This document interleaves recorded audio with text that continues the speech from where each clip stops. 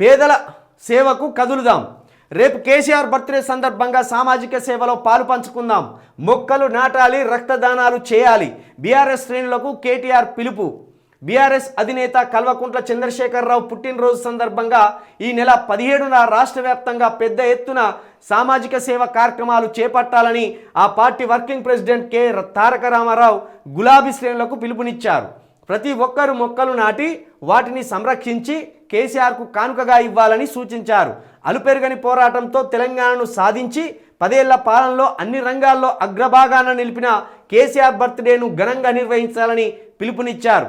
కేసీఆర్ జన్మదిన వేడుకల్లో పార్టీ నాయకులు, కార్యకర్తలు పెద్ద సంఖ్యలో పాల్గొని విజయవంతం చేయాలని కోరారు. ఈ మేరకు శనివారం ఆయన ఒక ప్రకటన విడుదల చేశారు. పార్టీ నాయకులు తోచిన మేరకు అన్నార్థులకు సాయం చేయాలని కోరారు. వాడవాడల రక్తదాన శిబిరాలు నిర్వహించాలని విజ్ఞప్తి చేశారు. రక్తదానం చేసేందుకు కార్యకర్తలు ముందుకు రావాలని కోరారు. బీఆర్ఎస్ శ్రేణులకు కేటీఆర్ ఓ మంచి పిలుపునిచ్చిండు.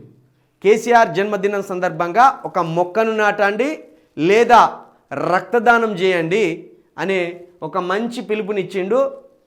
పర్యావరణాన్ని కాపాడడానికి, ప్రజలు ఆరోగ్యంగా ఉండడానికి మొక్కలు నాటడం ఎంత ముఖ్యమో, రక్తం అందక అనేక మంది చనిపోతున్నారు.